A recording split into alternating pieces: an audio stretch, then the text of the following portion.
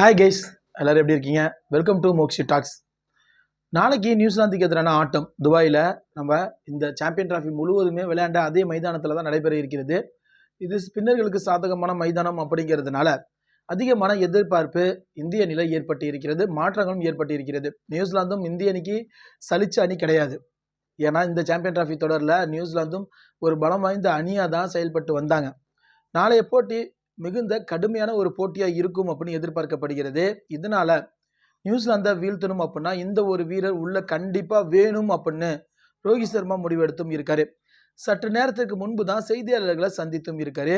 அவர் தற்போது இந்த ஒரு விஷயத்தை தெரிவித்தும் இருக்காரு. அது வேற யாருமே இல்லைங்க, தமிழக வீரர் வருண் சக்கரவர்த்தியை உள்ள கொண்டு வர இருக்காராம் ரோஹித் சர்மா. ஏன்னா ஸ்பின்னர்களுடைய பலம் இந்திய அணிக்கு அதிகமாகவே இருக்கிறது.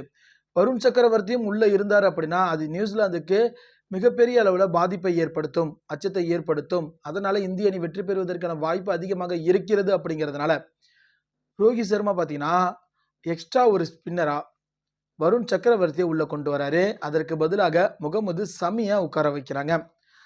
ஏற்கனவே 3 ஃபாஸ்ட் 3 ஸ்பின்னரோட களமிறங்கணும். ஆனால் நாளைய போட்டியில் 4 ஸ்பின்னர்கள் 2 ஃபாஸ்ட் பவுலர்களோட களமிறங்க இருக்கிறது இந்திய அணி.